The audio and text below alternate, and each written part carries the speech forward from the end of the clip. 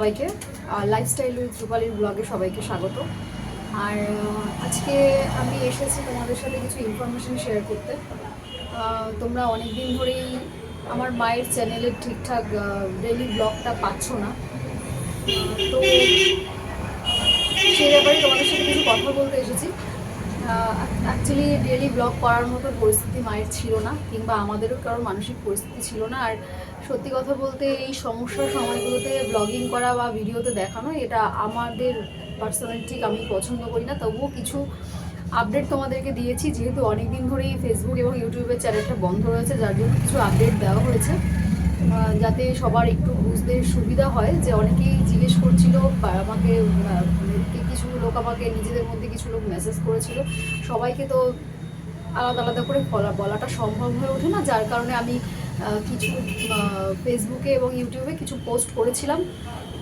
তো আজকে আমার ভিডিওটা করার উদ্দেশ্য দুটো, এক তো মায়ের সম্পর্কে একটুখানি তোমাদেরকে জানানো, আর দ্বিতীয়ত হচ্ছে একটু সচেতনতা, মানে তোমাদের সবাইকে একটু সচেতন করা। এই দুটো কারণের জন্যই আমি আজকে একটু ভিডিওটা স্টার্ট করতে বসেছি। আর ব্যাপারটা হচ্ছে যে এটা একটা মানে ভাইরাস, একটা ব্যাকটেরিয়া থেকে এই ভাইরাল। এক মিনিট, জানলাটা দিয়ে দিলাম, প্রচণ্ড নয়েজ আসছিল না হলে। তো যেটা বলছিলাম তোমাদেরকে, এটা একটা মায়ের যেটা হয়েছিল সেটা হচ্ছে একটা ভাইরাল একটা ইনফেকশন। তবে এটা কিন্তু একটা ব্যাকটেরিয়া থেকে এসেছে। আর সেই ব্যাকটেরিয়াটা যেটা, সেটা হচ্ছে যে তোমাদের সবাইকে একটু জানিয়ে রাখি, চিগার্স নামের একটা পোকা, আমি এখানে ফটো দিয়ে দেবো। চিগার্স নামের একটা পোকা, যেটা কিন্তু খুব সামান্য সূক্ষ্ম এবং সাধারণত চোখে দেখাই যায় না। সেরকম এই একটা পোকা, যেটা সাধারণত গাছে থাকে। গাছ বলতে যে বর্ষাকালে নিচে অনেক সময় ঝোপঝাড় জঙ্গলের মধ্যে যেই গাছগুলো সাধারণত হয়ে থাকে, সেই গাছগুলোতে থাকে। এবার হ্যাঁ, মায়ের কি করে লাগলো? মায়ের হচ্ছে টগর ফুল গাছ, টগর ফুল, সাদা টগর ফুল, তোমরা সবাই কম বেশি চেনো। টগর ফুল গাছে ফুল তুলতে গিয়েই কিন্তু মেনলি পোকাটা লেগেছে। এটা আমরা প্রথমে কেউ আন্দাজ করতে পারিনি, মা নিজেও আন্দাজ করতে পারিনি। তবে পরে মায়ের এটা মনে পড়েছে এবং মা বুঝতে পেরেছে বিষয়টা, যে ওইভাবেই পোকাটা লেগেছে। এবার বলি, কলকাতায় কিন্তু এই মুহূর্তে এরকম পেশেন্ট প্রচুর দেখা যাচ্ছে, শোনা যাচ্ছে। আমরা মাকে যেই নার্সিংহোমে ভর্তি করেছিলাম, ওখানেই আমরা এরকম পেশেন্ট দেখেছি, এবং মায়ের থেকেও খারাপ পরিস্থিতিতে দেখেছি। তো তোমাদেরকে একটু ওয়াকিবহাল করে রাখি। সাধারণত জ্বর, এটাতে কিন্তু জ্বর আসে, মাথা যন্ত্রণা, বমি বমি ভাব আসে, অনেকের গায়ে র্যাশেস হয়। মার গায়ে র্যাশেস হয়নি, তবে র্যাশেস অনেকের হতে পারে। তবে যেই জায়গাটা কামড়াবে সেই জায়গাটা আমি একটা ছবি দিচ্ছি এখানে, তোমরা দেখবে। যে জায়গাটা বাইটটা করবে সেই জায়গাটা কিন্তু একটা ছোট ফুটো মতন, এবং চারিপাশটা একটা রেডনেস, একটা মারাত্মক টাইপের একটা ইনফেকশন হলে যেরকম রেডনেস হয়, ওরকম রেডনেস কিন্তু আসে। মায়ের ওরকমই হয়েছিল। আস্তে আস্তে ওই যে মাঝখানের অংশটা, সেটা কিন্তু আস্তে আস্তে পুজের মতন বেরোতে থাকে, এবং পরের দিকে গিয়ে সেটা যখন প্রপার ডায়াগনোসিস হয়, মেডিকেশন হয়, তখন ওটা গিয়ে শুকোতে থাকে আস্তে আস্তে। তো এই চিগার্স নামের এই পোকাটার বাইট থেকেই কিন্তু এই ব্যাকটেরিয়াটা হয়, যেটা নাম হচ্ছে স্ক্রাব।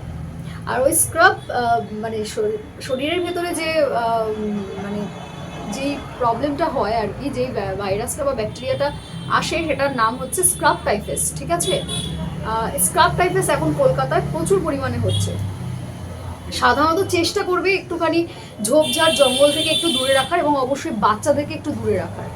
আর মানে এটা বলতেও খারাপ লাগবে, কারণ গাছ জঙ্গল তো গাছ আমরা সবাই ভালোবাসি, কিন্তু কোথা থেকে যে কিভাবে এটা ইনফেক্টেড হয়ে গেল, এটা আমরা মানে কিভাবে যেটা শরীরে ছড়িয়ে গেল কেউ আমরা বুঝিনি। যাই হোক, এর কিছু লক্ষণ, এর কিছু বৈশিষ্ট্য রয়েছে যেটা কিনা মারাত্মক ক্ষতিকারক শরীরের জন্য। সেটা হচ্ছে যে ব্লাডটাকে পুরো ইনফেক্টেড করে দেয়।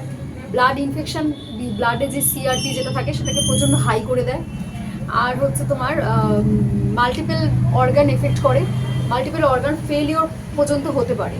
তবে হ্যাঁ, মায়ের ট্রিটমেন্টটা দেরি হয়েছে। দেখো, জ্বরটা তো স্বাভাবিকভাবে আমরা কেউই ভাবতে পারিনি এরকম একটা বিষয়। তবে আমরা ডেঙ্গু, ম্যালেরিয়া, টাইফয়েড ভেবেছিলাম, সেগুলো নেগেটিভ এসেছে। তো তারপর আমরা তো বাড়িতে আমাদেরকে আমার এক জায়গায় ভর্তি ছিল একদিনের জন্য, সেখান থেকে যে যখন ডেঙ্গু টাইফয়েড ম্যালেরিয়া নেগেটিভ আসলো আমাদেরকে ছেড়েও দেওয়া হয়েছিল, মাকে ছেড়েও দিয়েছিল, বাড়িতে নিয়ে এসেছিলাম।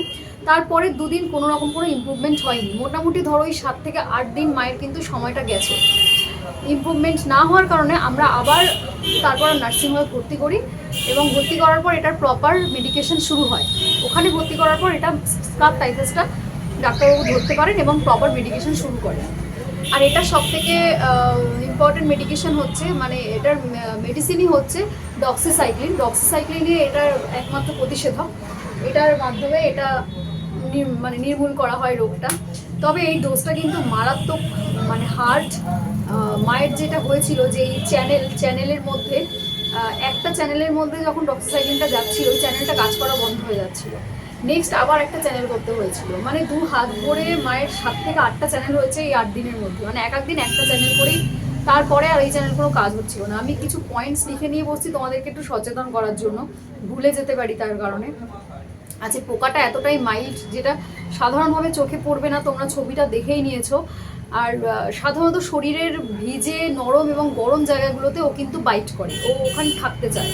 যদি কোনোভাবে গাছ থেকে তোমাদের শরীরের মধ্যে ঢুকে যায় জামা কাপড়ের মধ্যে দিয়ে, কিন্তু ও চেষ্টা করবে কোনো ওপেন জায়গায়, ধরো মুখে বা যেগুলো ওপেন জায়গা, ও কিন্তু ওখানে সাধারণত বাইট করে না, ও একটু খোঁজে ভিজে নরম গরম জায়গা।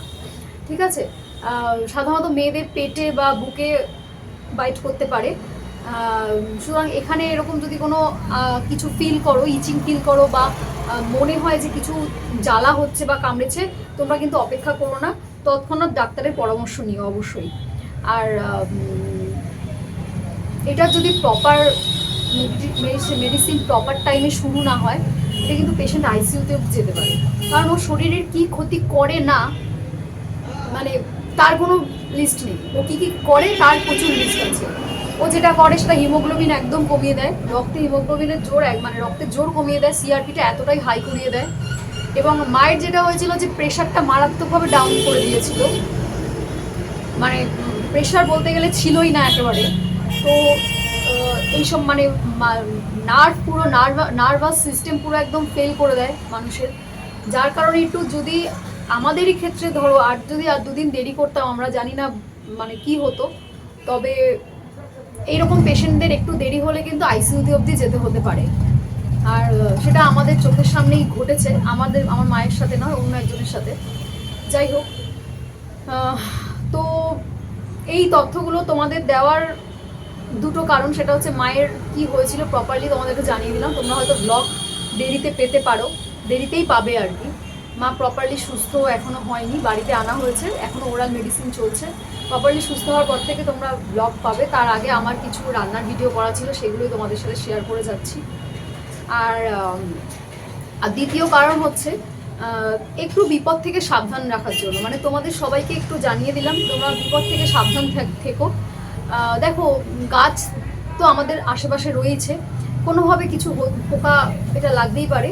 তবে যদি এরকম কোনো জায়গায় কখনো মনে হয় যে ইচিং হচ্ছে, একটু অন্যরকম কিছু মনে হচ্ছে, যে ওই স্পটটা কোনো বাইট মনে হচ্ছে, শরীরের কোনো অংশে জ্বালা দেওয়ার কোনো কিছু মনে হলো, তো অপেক্ষা করো না, তৎক্ষণাৎ ডাক্তারের কাছে যেও এবং ট্রিটমেন্ট শুরু করো। আর তার সাথে যদি জ্বর থাকে, জ্বর, মাথা যন্ত্রণা, বমি ভাব, গায়ে র্যাশ, এগুলো যদি থাকে, একদমই দেরি করো না, ফেলে রেখো না পেশেন্টকে, বাড়ির যেই হোক না কেন, বা পেশেন্টকে একদমই ফেলে রেখো না, তৎক্ষণাৎ ট্রিটমেন্ট চালু করার প্রয়োজন। এই অবস্থায় তৎক্ষণাৎ ট্রিটমেন্ট চালু করার প্রয়োজন। আর প্রপার ডায়াগনোসিস হলে প্রবলেমটা সলিউশন হয়ে যাবে, এরকম নয় যে সলিউশন হবে না। তবে হ্যাঁ, প্রচণ্ড সাবধান থাকতে হবে সবাইকে। এরকম কিছু ফিল করার সাথে সাথেই কিন্তু প্রপার মেডিকেশন শুরু করতে হবে, ডাক্তারের কাছে যেতে হবে। আর আরেকটা বিষয়, যে জ্বর যদি আসে প্যারাসিটামল ছাড়া অন্য কিছু আর নিও না তোমরা। আমি এগুলো ডাক্তারের কাছ থেকেই শুনেছি, ডাক্তারেরই ওপিনিয়ন আমি তোমাদের সাথে শেয়ার করছি। জাস্ট নিজেদের মতন করে কোনো মেডিসিন নিও না। ডাক্তারের সাথে প্রপার কথাবার্তা বলে ডাক্তার যেভাবে করবেন সেভাবেই মেডিসিন নিও। আমি জাস্ট একটা ইনফরমেশন শেয়ার করলাম ডক্সিসাইক্লিনের ব্যাপারটা, তবে নিজে থেকে কিন্তু কেউ এটা নিও না। ডাক্তারের সাথে প্রপারলি পরামর্শ করে যদি স্কাব টাইফাস পজিটিভ আসে, তাহলেই সেক্ষেত্রে ডাক্তারবাবু যেভাবে তোমাদেরকে প্রেসক্রাইব করবেন সেভাবেই চলো। আর জ্বরটা আসার 3 দিন 4 দিন যদি জ্বর কারো থাকে, প্লিজ বাড়িতে বসে থেকো না, অবশ্যই তৎক্ষণাৎ ডাক্তারখানায় বা হাসপাতালে বা নার্সিংহোমে কাছাকাছি যেটা আছে সেটাতে যাও এবং প্রপার ডায়াগনোসিস সিস্টেম চালু করো, ঠিক আছে? তো আজকে আমি এইটুকুই রাখছি, তোমাদের সাথে একটু জাস্ট শেয়ার করে দিলাম। ব্লগ আসবে, মা আর একটু সুস্থ হয়ে যাক, ব্লগ আসবে। তো সবাই ভালো থেকো, সুস্থ থেকো, আর খুব সাবধানে থেকো। আমাদের জীবনে এরকম বিপদ আসতেই থাকবে টুকটাক। তো আমিও খুবই সমস্যার মধ্যে ছিলাম, তোমরা দেখেছো একটু আধটু ভিডিও। প্রায় 8 দিনের মাথায়, 8 থেকে 10 দিনের মাথায় মাকে নার্সিংহোম থেকে সুস্থ করে বাড়িতে নিয়ে এসেছি। আমি মায়ের সাথেই থাকতাম, কেবিন নিয়েছিলাম, মায়ের সাথেই থাকতাম, একসাথে 24 ঘন্টা মায়ের সাথে আমি থাকতাম। শুধু খাওয়াটা নিচে গিয়ে ক্যান্টিনে খেয়ে এসে মায়ের সাথেই থাকতাম।